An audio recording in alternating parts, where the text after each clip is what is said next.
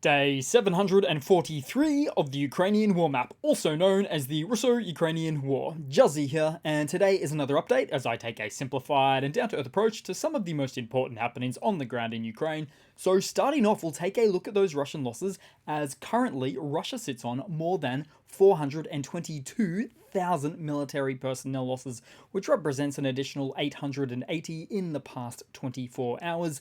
Then as for hardware losses, 11 tanks, 19 APVs, 25 artillery, and a pretty insanely whopping 66 non-armoured vehicles.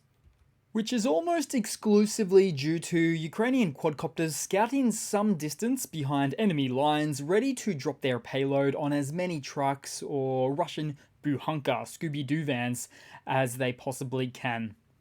And I do believe 66 is a record, and possibly due to Ukraine's increased drone production per month. Then we'll head across to the map today and we'll start out in Russia as a fire erupted at a Russian tank crew training academy in Kazan. Now, this incident was said to happen all of a sudden and is catching of our attention due to the location's military significance.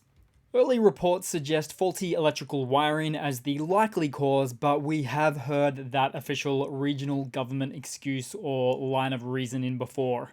And this fire follows a previous explosion at the same location from just last year, thereby underscoring some pretty significant safety challenges. Although, due to the ridiculously common nature of these types of events occurring at military sites all over Russia, it's reasonable to suspect foul play, such as local partisans or possibly, just as likely in this case, some battle tank trainee conscripts looking to slow down their training and therefore their deployment to Ukraine.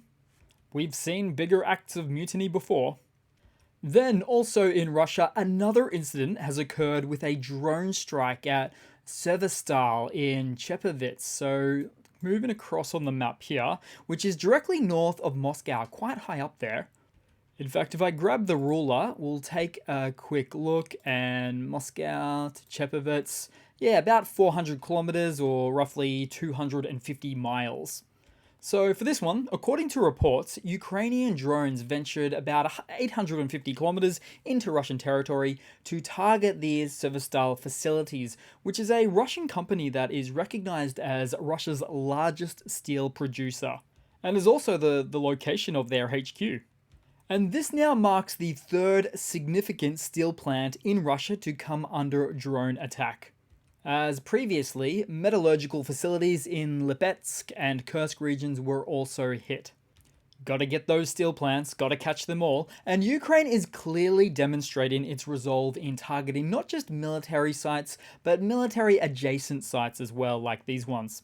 Meanwhile, Russia has wasted so much of their time and resources targeting grain silos and buildings of a clearly non-military nature.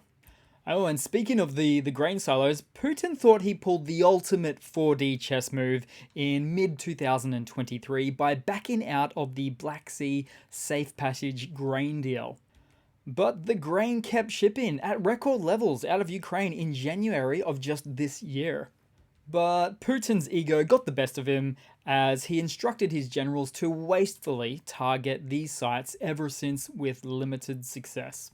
Then we'll head across into the Ukrainian map today, into the northern Donbass and Kharkiv, as there's no direct engagements between the armies as current, although Ukrainian soldiers in Kupiansk have noted that they are preparing for the potential of a big attack. With Russia for the meanwhile in this zone not doing much other than going somewhat heavy on their artillery usage, but yeah, really nothing much else. Then we'll head south to the town of Chasiv Yar, just west of Bakhmut, which remains perhaps the nearest tactical objective anywhere in Ukraine's east for Russia to capture. And as such, really their biggest focus in this central east region. And as current, the Russian troops keep attacking to widen control near Bakhmut. Having said that, the taking of Chasiv Yar by the Russian army is a fairly ambitious choice for them, given the fact that it's on the west side of the canal, which runs all the way north and south. I might zoom in because you can see it a lot better running up and down there. And although many analysts and military think tanks alike consider the potential for a large Russian assault attempt to take the town, capture of the town itself is still seen as unlikely. Not to mention, to achieve this goal, Russia would need to come at it from all angles, including taking back this massive green liberated zone that they lost to Ukrainian hands last year. So yes, they'd have their work cut out for them. Then to the Avdiivka axis, as it's fortification time for the Ukrainian forces as they are digging in around this zone, creating trenches and anti-tank ditches, aiming to mirror Russian defenses that previously hindered Ukraine's advances. And one such Russian military blogger from the region questions any occasional excitement coming from the Russian forces stationed in this region, as he notes that the region is heavily defended by Ukrainian FPVs, which could in fact have been Ukraine's saving grace at the moment for this location with stalled Russian efforts in this sector, given Ukraine's lack of artillery shell supplies as current. Then moving south to Novomykhailivka again, as Ukrainian forces disrupted an enemy assault, destroying 12 armored vehicles in the process.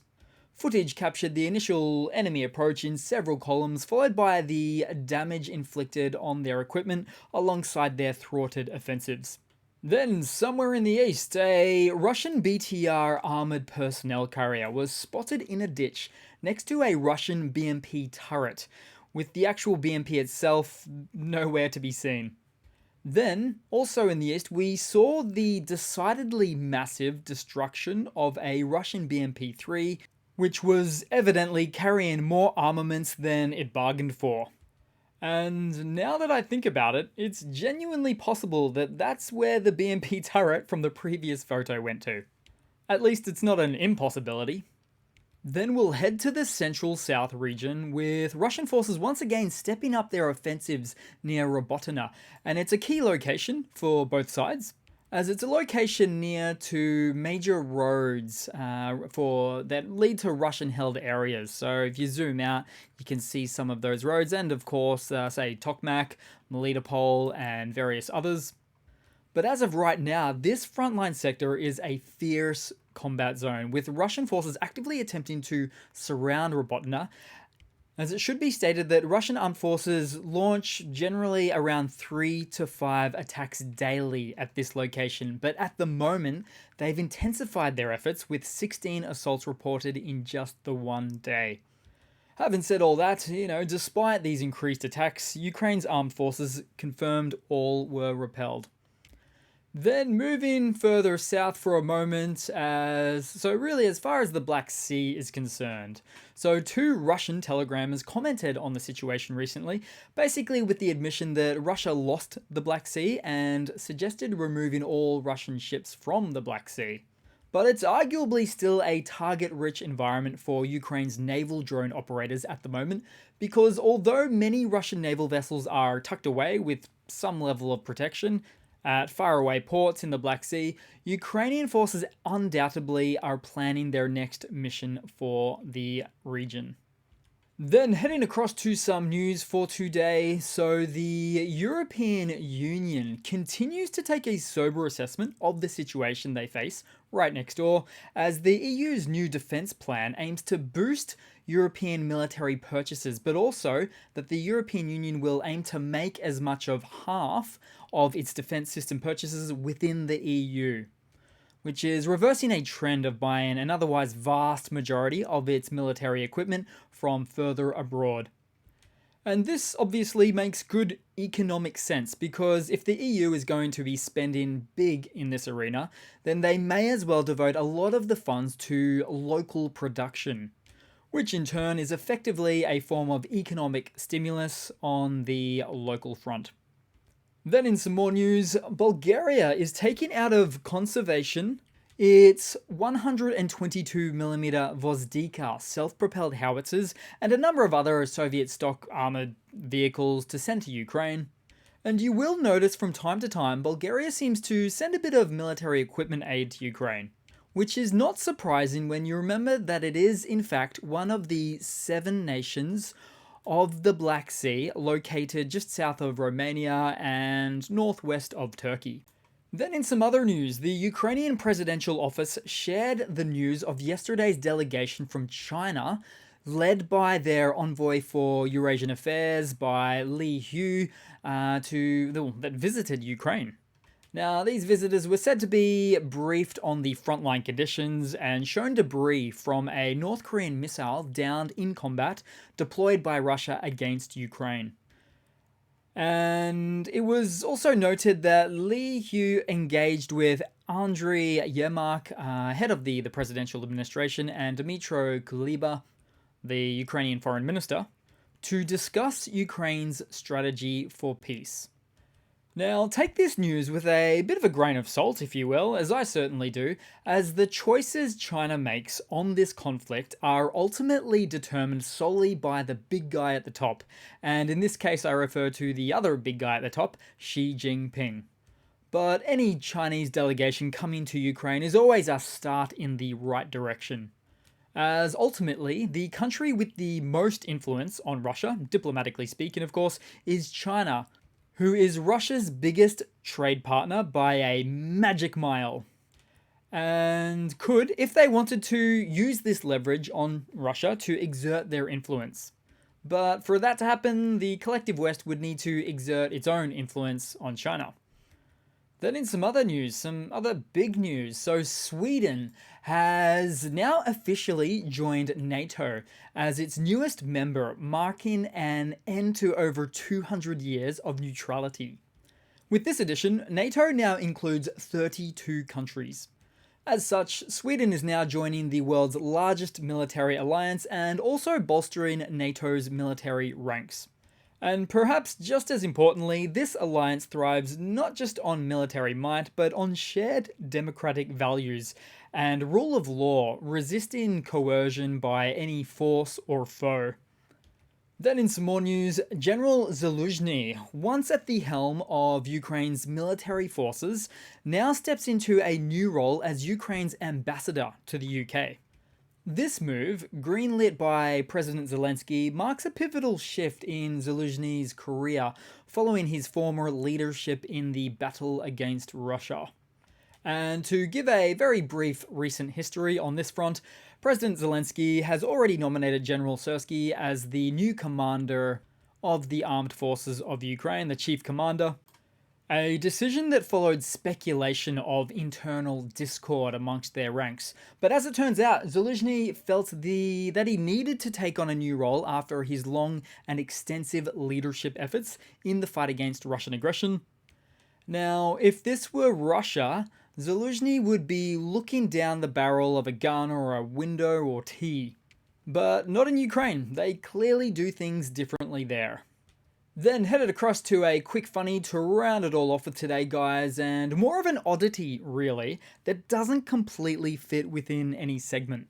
But here we go anyway. So a few days ago, Ukrainian forces spotted a Russian APC in the field. This one was near Klishchivka, noting that there were dummies in uniforms on the top of the vehicle.